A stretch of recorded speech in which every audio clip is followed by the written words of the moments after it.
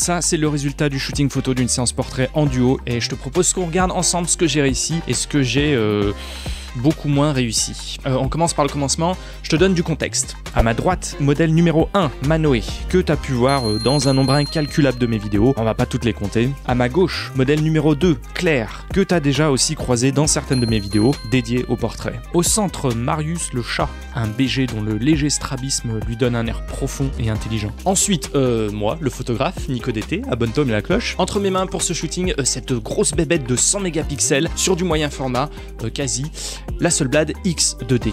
La marque suédoise m'en a envoyé un il y a quelques semaines. On a fait de la street photo avec pour mon tout premier test. Ici, ça va être la deuxième fois que je vais pouvoir faire joujou avec. C'est d'ailleurs l'occasion de te rappeler que c'est un partenariat, hein. C'est grâce à eux que cette vidéo existe, on peut le dire. Alors partenariat non rémunéré, mais ils m'ont offert le matos, le boîtier et l'objectif. Et ça c'est très gentil, oui, parce que ça coûte une blinde. Bon, les shootings en duo, c'est toujours un peu plus compliqué, hein. On commence à rentrer doucement dans la catégorie infernale de la photo de groupe. Mais c'est un exercice qu'on a l'habitude de faire tous les trois avec les filles, donc c'est pas notre premier rodéo. On a déjà fait des shoots ensemble de ce genre, on a même tourné un court-métrage ensemble. Ouais, ça va, on devrait s'en sortir. C'est peut-être le premier souci d'ailleurs, hein, peut-être un excès de confiance malvenue. Parce qu'en fait, j'avais fait un petit Pinterest avant, comme je fais d'habitude. Mais j'avoue qu'on n'en a pas fait grand-chose. Bon, soyons honnêtes, on n'a pas beaucoup bossé le truc avant de shooter, hein. Surtout moi en fait, hein, puisque c'est moi qui prends les photos au final. J'y suis allé un petit peu en mode YOLO, donc voilà, première erreur, oui, prépare à l'avance tes shootings avec un petit peu plus de sérieux. Ok, première étape, la première chose dont il faut s'occuper quand on commence à shooter, notamment dans des lieux dont on n'a pas forcément l'habitude, c'est le cadre. Et avant de s'occuper de celui qui est délimité par notre boîtier, hein, le cadre, je parle aussi de l'environnement dans lequel tu te trouves, en termes de volume, en termes d'espace, en termes d'agencement, de texture. On va shooter chez Claire, particulièrement dans sa grande pièce à vivre qui lui sert de salon et de cuisine, bordée par ses deux grandes fenêtres. Qu'est-ce qu'on peut faire avec le mur derrière ? Alors la première idée, c'est évidemment d'utiliser ce beau mur de pierre, parce que c'est toujours très chouette ça, hein, dans les apparts. On va essayer d'habiller des trucs, on va donner un peu de vie. Vous êtes actrice, vous êtes modèle, qu'est-ce que vous pouvez faire avec un canard exactement, voilà. Eh ben, très mauvaise pioche. Non seulement c'est assez plat en termes de fond, je trouve, mais dans notre cas particulier, il est situé sur le mur d'où viennent nos seules sources de lumière. On va en reparler, hein, mais bon là, shooter contre la lumière aujourd'hui, c'est la pire des idées. En plus, la zone de pierre est pas très grande, on va forcément avoir des zones complètement cramées comme ça, c'est non. Première image ratée donc. En plus de ça, il n'y a aucune vraie interaction entre nos deux modèles, on n'a capté aucun regard, ouais, nul. Et puis le canard, bon, ça semblait rigolo 5 minutes, mais je pense qu'on va essayer de s'épargner les symboles phalliques pour aujourd'hui. On va déjà arrêter de lutter contre la lumière, hein, en se décalant de l'autre côté, et essayer d'aller chercher d'autres éléments du fond. Là, je voulais avoir une image coupée en deux, au niveau de la diagonale, grâce au canapé, avec les filles qui suivent chacune une ligne directrice différente. C'est déjà un peu mieux, je suis toujours pas très fan de la lumière, mais on progresse. J'aime bien la texture du tapis, le mobilier ici, ouais. Même le radiateur, au final, là, qui est pas forcément très esthétique, hein. Bah, il est pas si gênant que ça.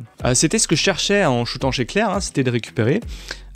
Désolé Claire, du bazar environnant, shooter dans un vrai lieu de vie en fait, avec un petit peu de bordel à organiser, tu vois. Rajouter un petit peu tout ça dans nos images pour avoir un petit côté lifestyle, tranche de vie si tu veux, pas juste des portraits packshot. L'idée est sympa, la part de Claire aussi s'y prête bien, je m'attendais pas à ce que mon pire ennemi ce soit lui. Et oui, l'objectif que j'ai choisi chez Hasselblad, le XCD90V. Alors comprends-moi bien, hein, cet objectif c'est une dinguerie, hein, vraiment. Le truc c'est que en plein format, c'est un équivalent 70 mm, quasiment. Et c'est une super focale pour le portrait, tip top. Sauf quand t'es dans une pièce de 15 mètres carrés et que t'essayes de capturer l'environnement. Et bah oui, là ça marche plus trop quoi. Arrête de te plaindre. Oh. C'est avec cette image que j'ai commencé à comprendre les limites du choix que j'avais fait, hein. Si j'aime bien la coupure de la jambe et du bras de Mano ici, j'aurais aimé pouvoir faire un peu plus respirer le cadre à l'entrée, au niveau du coude. Alors c'est pas si pire, hein, tu vas me dire, là pour ce cas on a un peu de mobilier, déjà plus esthétique que dans la précédente image, c'est pas mal à ce niveau-là. Mais en fait, dû au cadre, bah, je vais devoir un petit peu forcer les interactions entre les filles. Elles vont devoir être au plus proche l'une de l'autre durant le shoot et prendre bah, parfois des poses assez peu naturelles, hein, comme ici avec le coup de Manoé. Bref, difficile d'être déçu, hein, parce que pour le coup, cet objectif, il est vraiment extraordinaire. Hein. Je l'aime déjà. Mais voilà, mauvais choix. Tu sais ce que tu peux faire pour aider? Eh ben, mets un like, un commentaire, va faire un tour dans les liens en description. C'est pas des liens affiliés, hein, je gagne rien. Tu vas juste tomber sur le site Hasselblad, voilà, qui présente le boîtier. Mais je me dis que si la vidéo a du succès et qu'il y a plein de gens qui vont vérifier leur site là, et ben peut-être qu'ils vont se chauffer à me renvoyer du matos, hein, pour faire une autre vidéo, je sais pas. Hein, Hasselblad, le petit 55 mm là. Allez. On sait jamais, sur un malentendu ça peut marcher. Tiens, il y a Marius derrière moi. Marius, viens. Viens. Bon. Tu veux que je le prenne? Ouais, on va essayer de l'intégrer au truc, quoi. Marius! Alors bien sûr qu'on allait essayer d'intégrer Marius à un moment ou un autre, hein. Mais te fie pas à son extrême beauté. Comme tous les chats, bah, c'est un connard, il a jamais voulu poser. Là, je pense que je pourrais être à 1 milliardième de seconde en vitesse, que j'arriverai jamais à l'avoir net. Voilà, on peut vraiment pas dire qu'il y a mis du sien. Le bâtard. La deuxième chose essentielle que tu vas devoir maîtriser dans un shooting de ce genre, dans tous les shootings, c'est la lumière. Alors clarifions les choses, ne te fie pas à ce que tu vois à l'écran. Non, on n'est pas du tout sur une journée ensoleillée. La lumière ce jour-là était absolument dégueulasse. Bon, qu'est-ce que je disais? C'est quoi l'intro déjà? Voilà, il est même pas professionnel, ce qu'il voulait dire. Il est 10 heures, tout ça. J'ai volontairement surexposé toute la captation du shooting parce qu'en fait on allait voir les fenêtres tout du long et bien sûr que je voulais pas qu'on puisse identifier l'environnement extérieur. Le retour du trio. J'étais bon là, elle était bonne, c'était la bonne. Et que j'avais pas envie de passer des heures en montage à flouter chaque fois qu'on voit une fenêtre. Parce que je suis une feignasse. Donc voilà, je me suis juste dit on va tout cramer pour la vidéo. Vas-y, ça passe. La lumière, c'est plus celle que tu vois sur la caméra embarquée. Et là encore, la caméra, elle pousse un petit peu les ISO pour essayer de rattraper le coup. Lumière grise, plate, dégueulasse. Alors, diffuse, hein, ça, oui, mais dégueulasse, pour de vrai. Alors, voilà ce qu'on va faire. Maintenant, on va jouer. Là, vous posiez. Maintenant, on va jouer, on va créer des scènes. Enfin, merci. Avec qui dis-tu? Une d'entre vous, et ce sera Manoé, tu peux essayer de te mettre là et être très sérieuse, tu vas faire ton puzzle, t'es comme ça. Et toi, t'es là. Moi, je fume une clope. Soit tu fumes une clope, soit tu prends ce verre avec une madame toute nue qui montre... Et je peux avoir une patte en l'air? Exactement. Comme ça, on met des capybaras. Voilà ça, cette merveille. Capybara, capybara, capybara, capybara. Meilleure chanson du monde. Alors à nouveau à cause de ma focale, hein, j'ai un peu galéré à trouver mon cadre. Commence à avoir un truc qui présente quelques éléments intéressants. À nouveau, hein, moi c'est personnel, mais le bordel derrière la cuisine, en fait c'est plutôt ce que je cherchais à voir, donc je trouve ça cool. La scénographie aussi s'améliore, l'attitude des filles, l'espace, ça leur donne un petit peu plus d'opportunités pour s'exprimer. Après le cadrage c'est pas encore ça, j'aurais dû faire aussi partir le câble là en poste parce qu'il joue avec le reste. Et puis malheureusement là mon idée fantastique avec des pantoufles capybara. Bon j'avoue ça fonctionne pas. Non tu peux te mettre normal. Ah ouais? Voilà. Après là je suis un peu... Prends une pause où t'es bien. Si ça tu considères que t'es bien, tu peux rester comme ça, tu vois. Je suis bien. Okay. On est beaucoup mieux ici, on s'est débarrassé des éléments perturbateurs, le format portrait passe très bien et l'attitude des filles fait très naturelle. J'aurais peut-être aimé avoir un peu plus de regard. Attention, alors quand je parle de regard, je veux pas dire en direction de l'objectif, hein, je veux dire de voir plus de portions des yeux. En gros là le regard un petit peu plus, les yeux plus relevés pour Manoé. Je parlais de lumière trop diffuse, plate. La solution numéro 1, évidemment, ça aurait été de se rapprocher de la source de lumière, les fenêtres, pour avoir l'opportunité de créer des contrastes. Mais vu la config de l'appart, ça m'aurait empêché tout de suite de jouer sur le recul et les volumes. Donc petite tentative ici d'ajouter une source de lumière près du visage, ce qui n'est pas forcément extraordinaire. Mais au niveau de la scène, forcément, ouais, ça rajoute un truc, hein, une attitude, ouais, j'aime bien. Regarde un peu ailleurs, Claire. Toi, t'es là-dedans. Après, je pense que je préférais la version paysage. Non seulement on était moins enfermé sur les personnages, ça respire un peu plus, et puis je trouve la pose de Manoé moins naturelle ici. Je l'ai passé en noir et blanc aussi pour tester, mais bon voilà, allez comme d'hab, je préfère la version couleur. Bon, je refais ouin 5 minutes, mais vraiment j'insiste sur le fait que la lumière était dégueulasse ce jour-là, alors qu'il y avait eu un soleil de ouf là toute la semaine, mais juste ce jour-là où... bon voilà, c'est la vie. Heureusement, l'appareil m'a pas mal sauvé la vie sur ce coup-là. On a déjà vu dans la dernière vidéo qu'il est très bon en basse lumière. Là c'est juste que pour le contraste, je fais la mesure de lumière sur les filles pour pouvoir les séparer un petit peu du fond. Ça marche plutôt bien ici, même avec le muret qui est blanc. Alors oui, c'est le retour des capybaras, mais j'aime beaucoup cette image.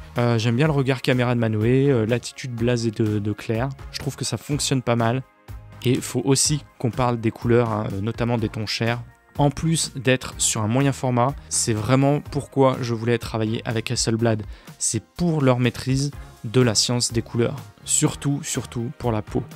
Leur algorithme de traitement, le HNCS, Hasselblad Natural Color Solution, c'est aussi une grosse partie de leur renommée, hein, et pourquoi ils sont dans cette gamme en tant que marque, la gamme des appareils utilisés par les plus grands professionnels du monde. Et autant sur les fichiers qui sont directement sortis du boîtier, donc avec les teintes naturelles, non traitées, t'as vraiment ce teint de peau très agréable. En fait, t'as pas ce petit ton rouge que t'as souvent sur d'autres boîtiers. Autant, vu que c'est des gros fichiers, dans la latitude du RAW, à pouvoir modifier les couleurs, les tonalités, pour appliquer tes presets ou des choses comme ça, sans dénaturer vraiment les teintes. Et ça, c'est très chouette. Alors évidemment, toi t'es sur YouTube donc tu vois pas tout ça, mais je te garantis qu'à nouveau c'est très chouette.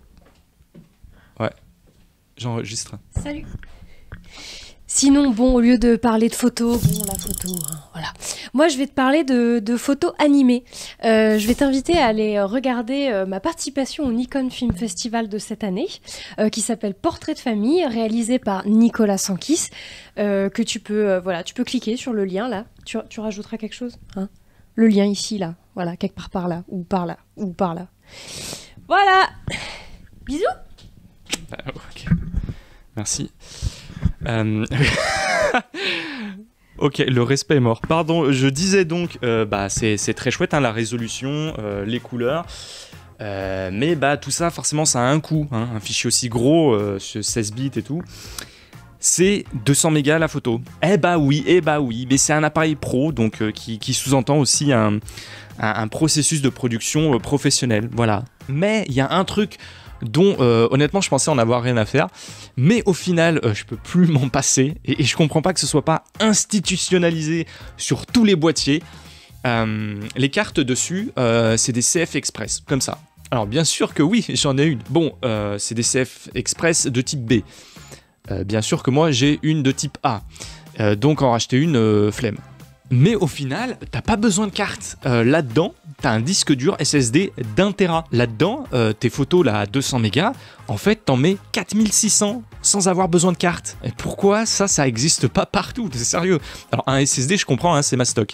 Mais pourquoi pas mettre l'équivalent d'une petite carte SD, comme ça, de genre 128 Go sur tous les boîtiers? Franchement, ça, tu mets ça n'importe où. Parce que je connais des gens, des gens très bien, attention, hein, très professionnels, ça n'a rien à voir, à qui il est arrivé d'oublier de mettre une carte mémoire dans leur appareil pour un tournage et de s'en rendre compte une fois sur les lieux du shooting. Je dirais pas qui, c'est pas la question. Ne regarde pas dans ma direction, ok.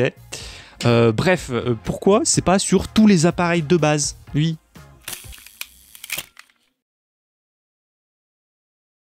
Une autre chose de la plus haute importance qu'il va falloir qu'on gère, c'est le focus, qui est toujours une galère quand on shoot un duo.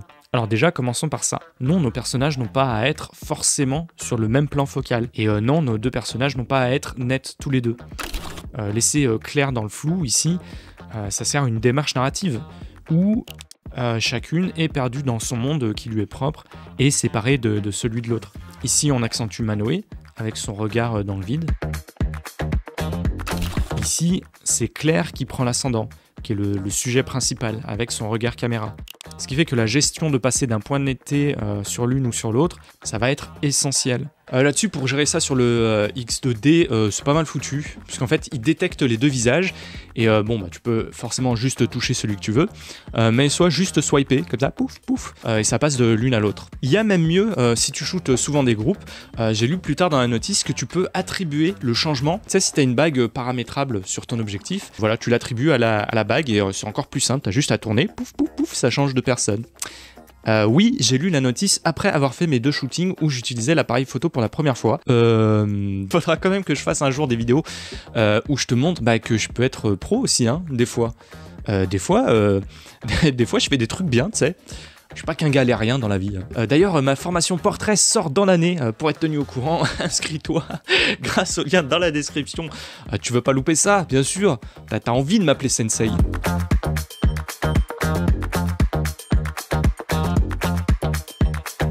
Il y a un truc que j'aime bien dans cette image. Alors oui, on s'est débarrassé du fond.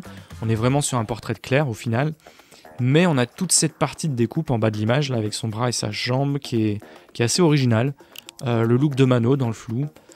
Ça fonctionne bien pour moi. Allez, orange et vert. Bah toi, c'est ta couleur de toute façon, le vert. Donc c'est adjugé vendu. Changement de tenue. Non, mais regarde, lui, il a peur de... Maman! Je suis les durs, mais... Ouais. Voilà, parfait. On a changé de fringue, on a changé de spot, mais je galère toujours autant avec mon cadre. Hein. Je m'obstine à pas tenir compte que j'ai une longue focale et que je peux pas avoir l'environnement comme je le voudrais. Monsieur Marius est revenu passer une tête, mais crois-le ou crois-le pas, au moment de déclencher, il regardait bien vers la caméra.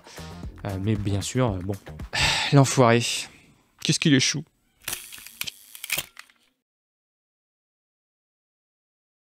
Parlons un petit peu des réglages que j'ai utilisés ici. Pour ce shooting, j'ai commencé un petit peu à utiliser le mode manuel parce que voilà, moi c'est souvent ce que je préfère. Et c'est volontairement que j'ai mis le boîtier à 6400 ISO. Pas que pour une question de, en plus d'être dégueulasse, il n'y avait pas de lumière, mais parce que je voulais aussi en fait introduire un petit peu de grain. Rapprochez-vous plus, désolé, ça va être mon leitmotiv dans ce shooting. Je voulais pouvoir ajouter un peu de texture parce que je peux te dire que 100 mégapixels, c'est des images extrêmement définies, extrêmement propres, et je voulais tester un peu la qualité du grain quand on montait un petit peu en ISO. Et si je me mettais... Ouais, avec Frida, allez. Là, mon enfant. Bon, alors il s'avère que 6400, c'était pas assez, hein, il aurait fallu monter plus. Il y a vraiment très peu de grain, mais le peu qu'il y a à certains endroits, il est très très doux, très joli. Voilà, je te montre l'image zoomée, mais évidemment sur YouTube, à nouveau, ça te permettra pas de voir de quoi je parle, hein, je sais pas pourquoi je m'obstine, mais au moins ça te permet de mieux voir cette très jolie image des filles, hein. C'est assez chouette, pose classique, mais ça fonctionne toujours. Parce que je suis en mode plongée, vous allez vous mettre toutes les deux étendues, on va faire un tête-à-tête, tu vois. Ouais, ok. Inversé. Exactement, un classico. Le coussin là-bas, il est beau.